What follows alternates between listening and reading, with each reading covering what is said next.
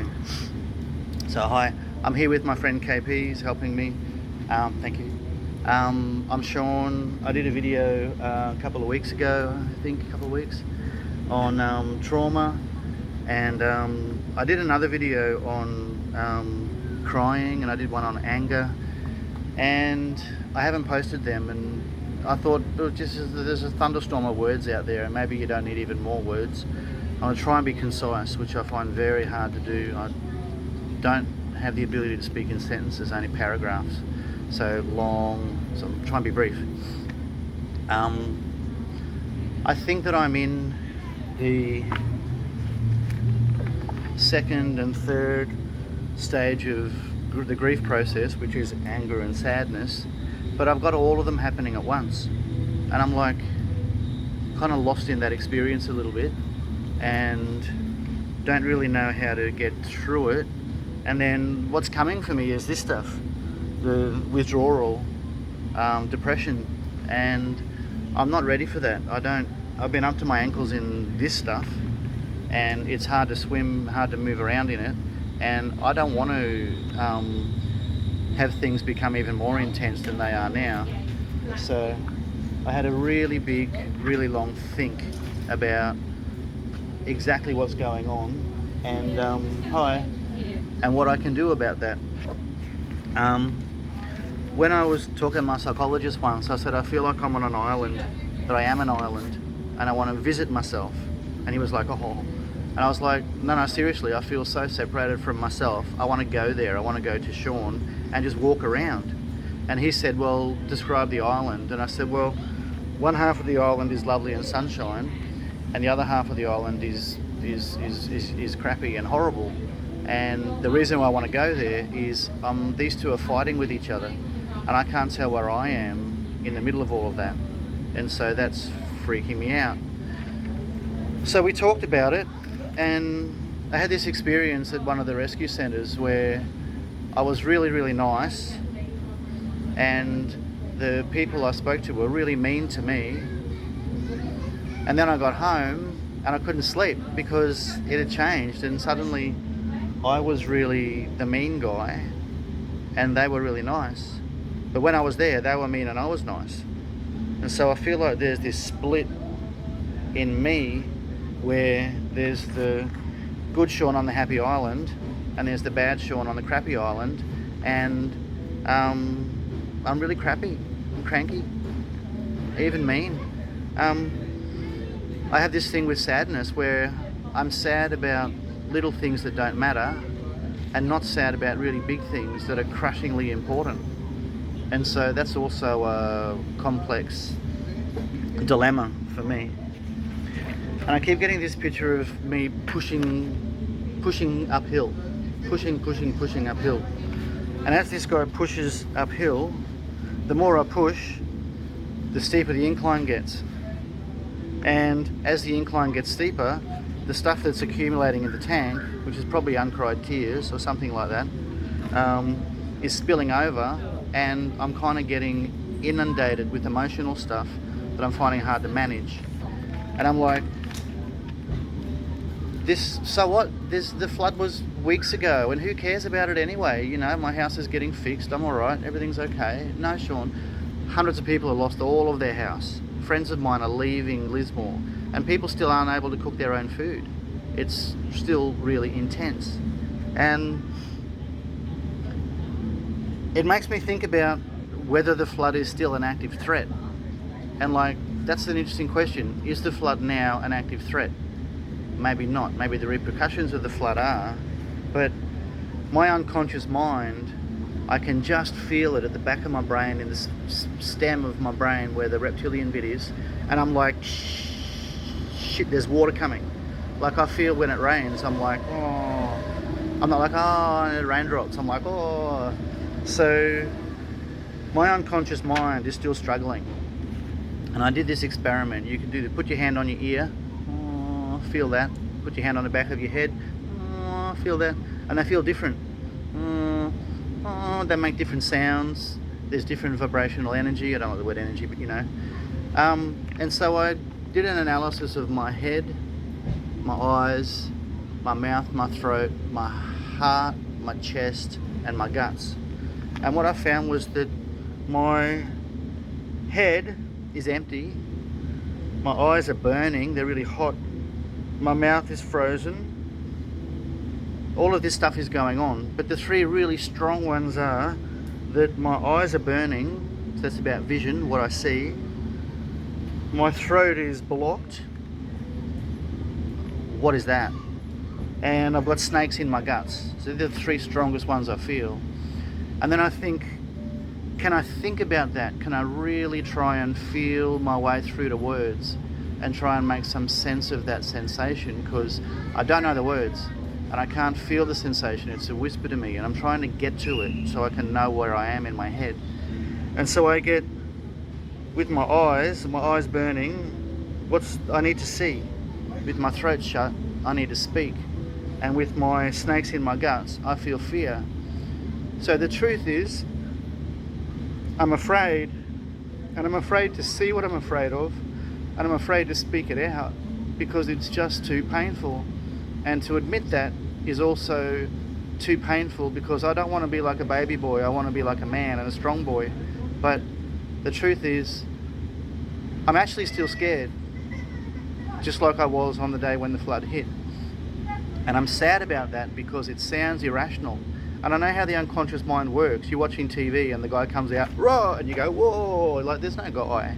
But your unconscious mind can't tell the difference between fiction and reality.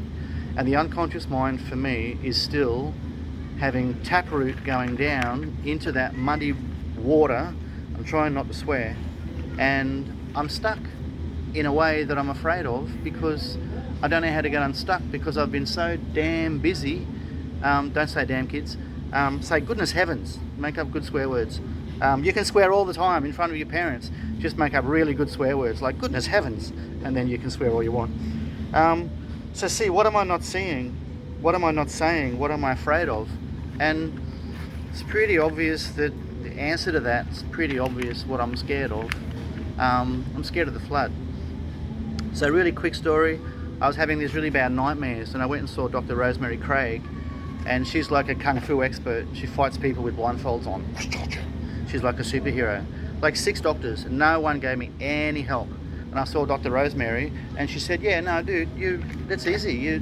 Your fear is nightmares. What you do is you just go to them, go in them, see them and be with them, and they can't hurt you. And I'm like, dude, I'm so afraid of what you just said. And she said, the Buddhists, they do this dying meditation. They go, and they just be dead for a minute every now and then. So that when death comes, they can go, well, I'll open the door. Would you like to come in? Are we now? Tomorrow? Well, let's leave the door open. And they just live without fear. And I'm afraid of death. So all of this stuff's going on in my head. And she also said, when you push something, when you push it, you think the thing you're pushing is the thing. So I'm going to push that building. Oh, the whole building, I'm pushing the building. But there's 2 things happening. One is the building's being pushed. The other thing is this. It's the act of pushing. And she said, what would happen if you just let the nightmares come to you? If you drew them, if you saw them, if you let them be with you and become real to you. And I'm like, dude. And she's like, draw them, show them to your friends. 11 days later, no more nightmares. After about 4 years of really intense, stuck on the top of a telephone pole with a chain, just like really scary nightmares. And they stopped. She said, draw your fear out, walk up to it, stand in it, sit with it. Afraid of the dark? Go to the dark, go into the dark, go without a torch, sit in the dark. I said, you must be a crazy lady. I'm just telling you what I'm afraid of and you're saying, well, you want to eat it? And I'm going, dude, I'm telling you what I'm trying to spit out here. And she's saying, no, you can't defend yourself like this. You defend yourself like this. Ah! You bring your strength and your power to the thing that's bringing its strength and power to you. And like the lion, you meet it face on and you just grab its tooth and you go, snap. Yeah, I'm strong too. And the lion goes, turns out it's made out of paper, and you've got paper in your hand, and the building is only a building and it was just a flood. But if I say it was just a flood, a lot of people go, oh, don't say that's terrible. But I'm actually not saying that. So there's this thing about positional defense. With fear, we can confront it, we can see it. And how do we do that, or how do I do it? I describe it, I story it, I tell it, I draw it, I share it. And I think about this stomping meditation. Like, I won't say his name, but you know who you are, took my car, and I was not happy. And so, I couldn't make myself recover from that psychological injury. So I walked around the block and I stomped my feet, and I said, Jesus, 3 times told me didn't even ask me. 3 times told me, didn't. And I did it about 22 times, and it just lost its impact, and the stomps turned into steps. The steps turned into fairy steps. I was on my toes, and I was like, what an idiot. Didn't even notice that he broke a tiny part of my heart, which is now completely recovered, and this is someone who's very dear to me, so it was a double injury. And you know what? I stomped my way through it, and it didn't even matter. It didn't even matter what happened. What mattered was this pushing, and the fatigue that was happening here made me exhausted. And it was just the simple act of resistance. And when the unconscious mind has stuff in it that the conscious mind can't deal with because we're too busy, the unconscious mind can then start embroidering, and we can start to colour in outside the lines, and we can get scared at night time when there's nothing under the bed. And I think especially with kids, this stuff about fear is very real. You know, there's this question, someone said to me last night, July, it's going to rain a lot. I was like, la la la la la la. Swear word, far out. Like, you know, I can deal with that. I can deal with it if I go to it, if I sit with it, if I see it. Someone asked Deepak Chopra once, just say one thing, use all this stuff. And he said, there's no one thing, it's many things. And I said, just say one thing. And this guy was a bit crazy maybe. And he said, well, my brother, I'll tell you. He said, just say one thing. And Deepak Chopra said, okay, I can do that. Where your attention goes, that's what expands. So where is your conscious mind's attention, and where is your unconscious mind's attention? And it just strikes me that the opposite of push, avoid, distract, stay busy or run from, I've got a full-time job and I don't have doors in my house. What am I doing in a full-time job when I haven't got a fix? I could go home and clean my house, but I'm avoiding my life because it's too scary, so I'm doing other stuff. The opposite of push is pull. Rather than push the tank, have it get heavier from intensity and drown in what overspills, uncried tears, one can stop pushing, and as Mother Nature does, everything is moving towards equilibrium. And with sitting, you get settling, the mud settles out of the water, and with a clear mind and clear vision, you can see your way forward. So this idea of embrace, be with, see, sit with. Last thing I'll say, then I'll stop. I went to the creek and I took my braid, my pigtail, and I cut it off and I put it in a jar and I buried it in the mud. Oh, and I brother wind, sister moon, and brother water, and I said a prayer to the baby Jesus, and nothing happened. I'm like, what? So okay, I can do this. I'm smart.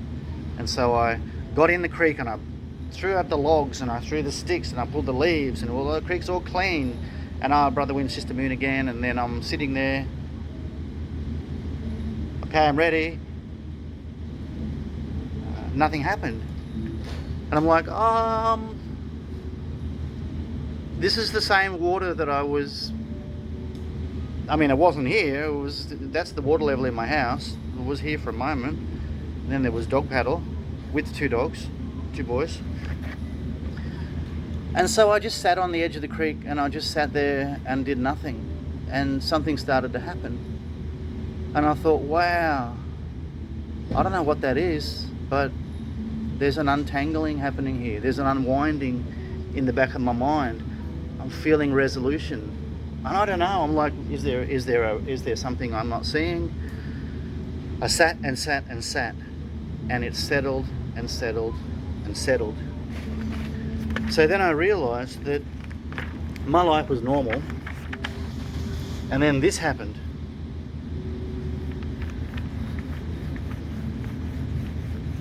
And then there was 4 days where it didn't rain, but everything was still, rained a bit.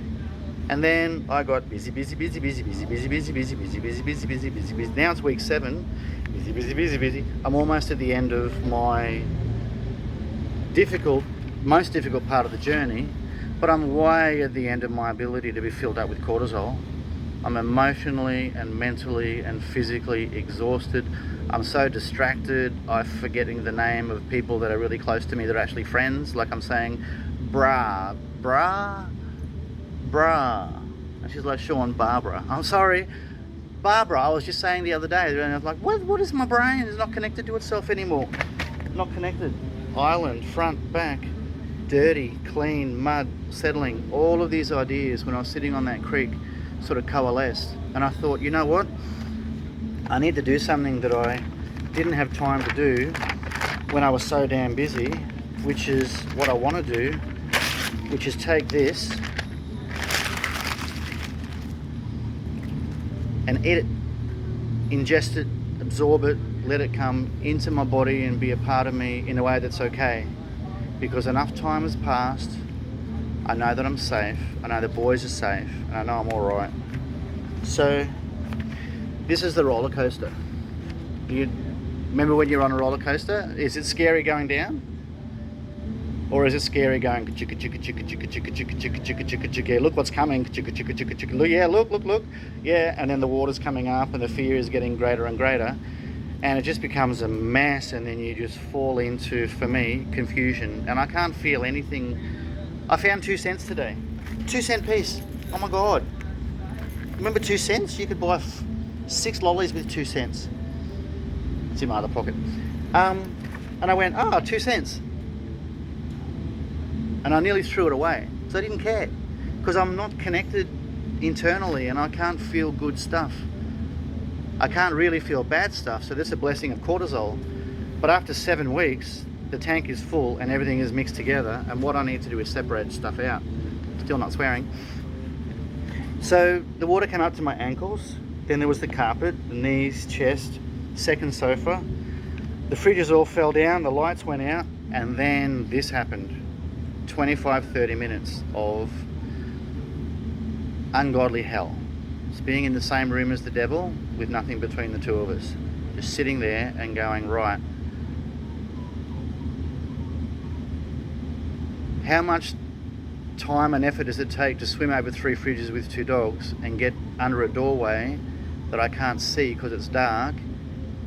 How long can I hold my breath? I mean, that's deep fear. And then after the roof and then the corner and the 2 phone calls that took 1 hour each and the 2% credit, there was the thing with the cow and there's his burning house. See, I didn't even feel that. See, I spent a lot of time in that house, sitting on the floor of that house, and we went past it in a boat while it burned. And we could feel the heat. And I don't know, what is this not feeling thing? So I went ahead, and I'm going to stop now. I went ahead, more stuff, whatever stuff, it's all stuff. And I did ankles, so up to my ankles, and I wrote down what happened. And then I did the carpet lifting and standing on the carpet as it lifted up off the ground and kind of being like, oh, squishing water out. I'm like, dude, this is a flood. Oh, squishing water. Like the not reality of it all. And I've gone ahead and documented each of those 14 pages of my terrible experience, and I showed it to I'll just use letter K. I showed it to K and I said, is this an alive story or a dead story? What a weird question. And he said, oh, it's an alive story. I said, okay, so I've had 1 or 2 things happen to me that I can't still feel. I said, do you feel this? And he was kind of like, nah. And I was like, dude. And he said, and I said, well, I'm going to throw the book in the creek. And he said, dude, keep the book. Can I read it? And I was like, hey.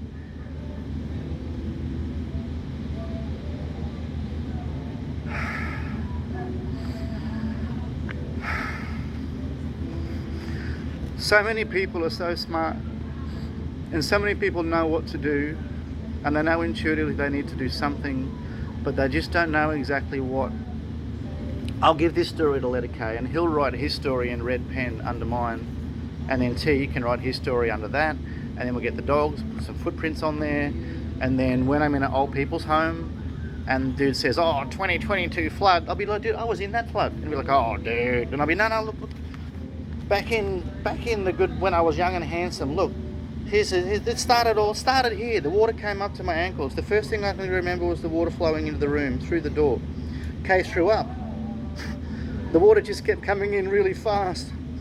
It was so fast it was full of debris. It was like a river and all brown and really cold.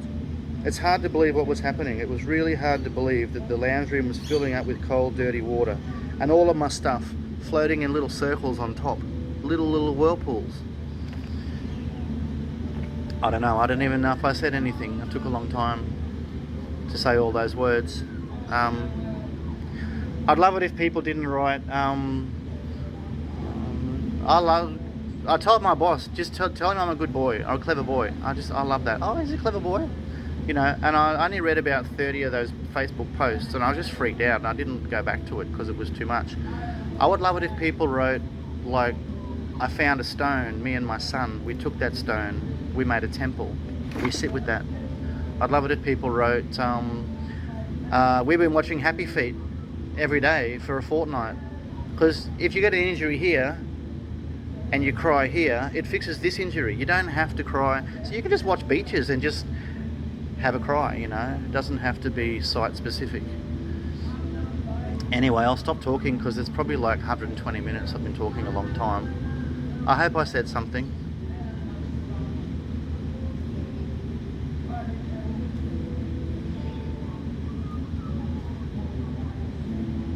Got a lot of people to thank, not enough time to do it. Got a few bridges to rebuild that I burned.